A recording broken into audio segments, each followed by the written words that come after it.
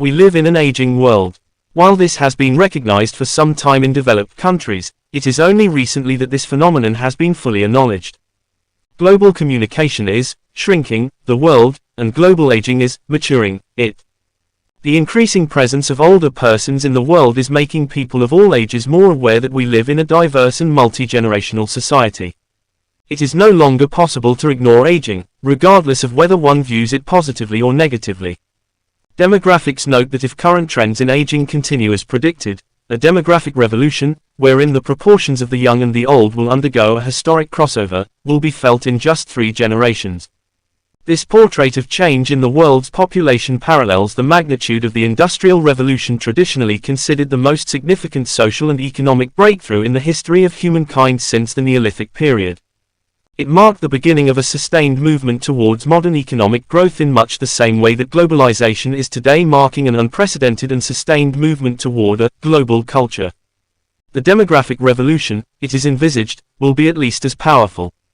While the future effects are not known, a likely scenario is one where both the challenges as well as the opportunities will emerge from a vessel into which exploration and research, dialogue and debate are poured. Challenges arise as social and economic structures try to adjust to the simultaneous phenomenon of diminishing young cohorts with rising older ones.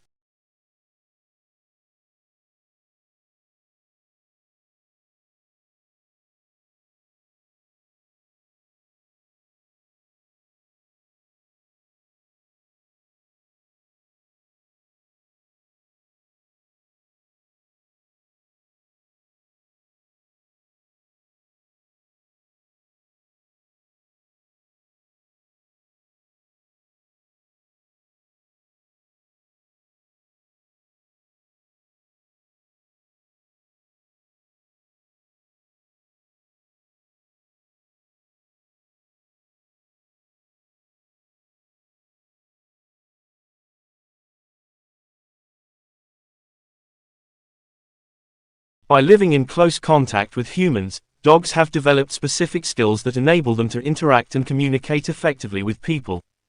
Recent studies have shown that the canine brain can pick up on emotional cues contained in a person's voice, body odor and posture, and read their faces. In this study, the authors observed what happened when they presented photographs of the same 2 adults' faces, a man and a woman, to 26 feeding dogs. The images were placed strategically to the sides of the animal's line of sight, and the photos showed a human face expressing one of the 6 basic human emotions: anger, fear, happiness, sadness, surprise, disgust, or being neutral. The dogs showed greater response and cardiac activity when shown photographs that expressed arousing emotional states such as anger, fear and happiness. They also took longer to resume feeding after seeing these images. The dog's increased heart rate indicated that in these cases they experienced higher levels of stress. In addition, dogs turned their heads to the left when they saw human faces expressing anger, fear or happiness. The reverse happened when the faces looked surprised, possibly because dogs view it as a non-threatening, relaxed expression. These findings, therefore, support the existence of an asymmetrical emotional modulation of dogs' brains to process basic human emotions. Negotiation is a common process in business to mainly solve business conflicts between both parties.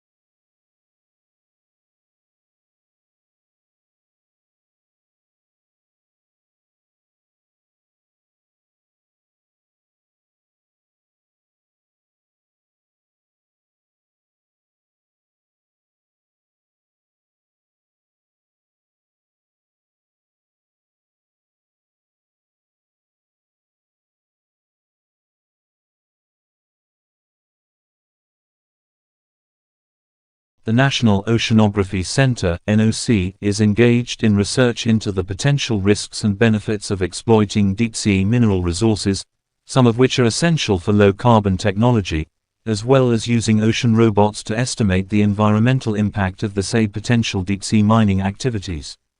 Late last year, the NOC led an expedition on the RRS James Cook that found enough of the scarce element tellurium present in the crust of a submerged volcano that, if it were all to be used in the production of solar PV panels, could provide 2/3 of the UK's annual electricity supply.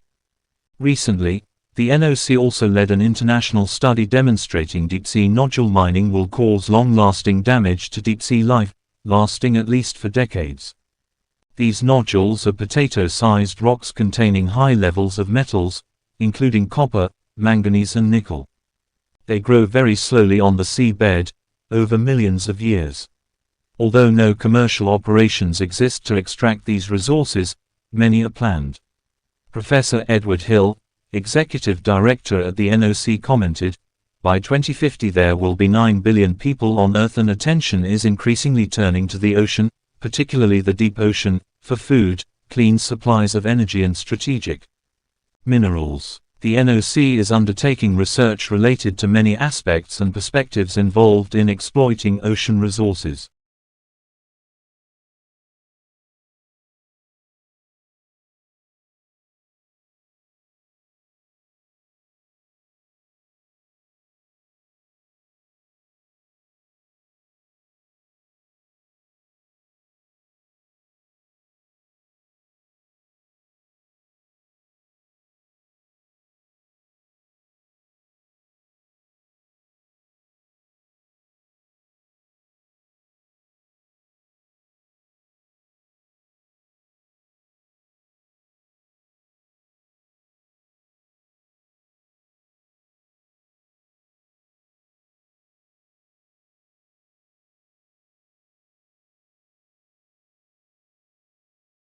Ethics is a set of moral obligations that define right and wrong in our practices and decisions.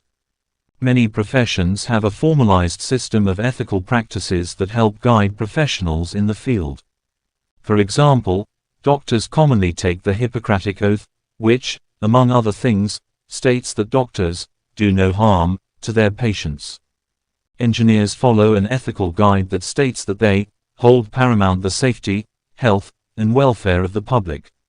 Within these professions, as well as within science, the principles become so ingrained that practitioners rarely have to think about adhering to the ethic. It's part of the way they practice.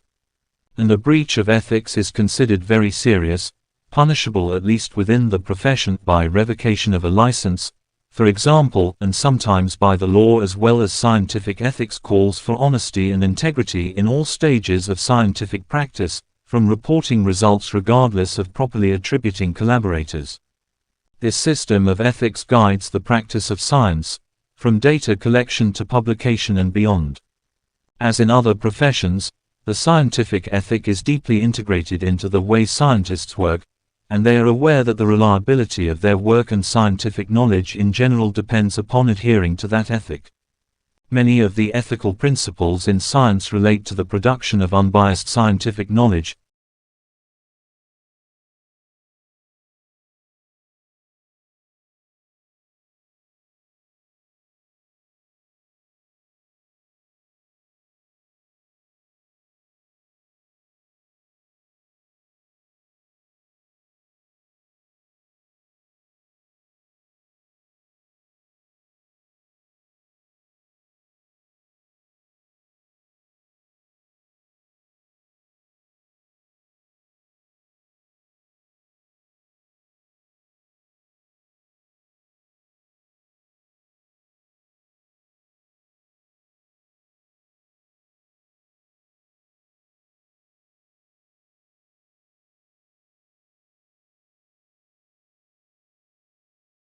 Current research into the nature of the relationship between participation in physical activity, sport and educational performance has produced mixed, inconsistent and often non-comparable results.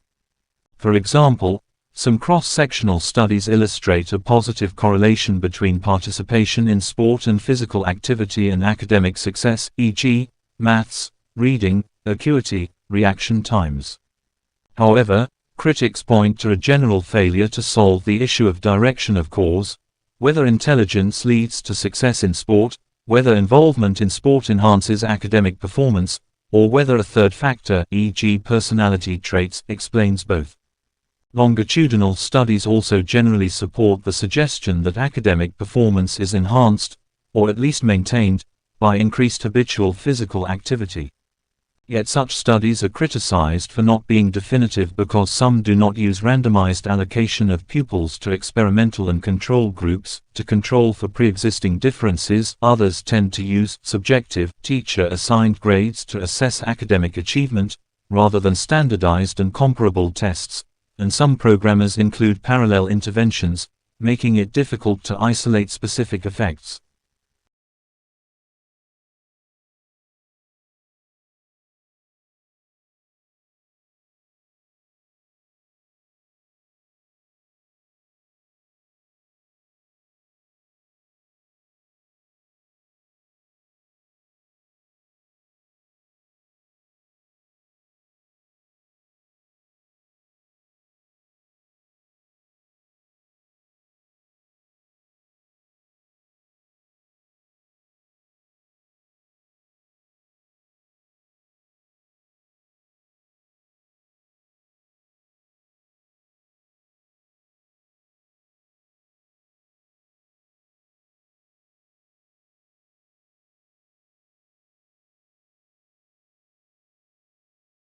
Asda has become the first food retailer in the country to measure how much customers can save by cutting back on food waste, thanks to a knowledge transfer partnership (KTP) with the University of Leeds.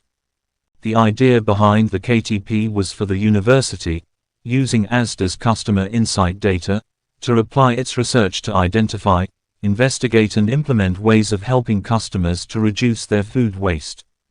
This was one of the first times that a major retailer had tried to deliver large-scale sustainability changes, with the 2-year project seen as a way for Asda to position themselves as true innovators in this area. The campaign focused on providing customers with advice on everything from food storage and labeling, to creative recipes for leftovers. Meanwhile, in-store events encouraged customers to make changes in their own. They will make changes to how they deal with food waste in their own homes, leading to an average saving of £57 per customer, as well as a reduction in waste. A key aspect of a KTP is that an associate is employed by the university to work in the firm and help deliver the desired outcomes of the KTP. As a part of the collaboration with Asda, Laura Babs was given the task of driving forward the sustainability changes in the retailer. As a result of the success of her work, Laura eventually became a permanent member of the team at Asda.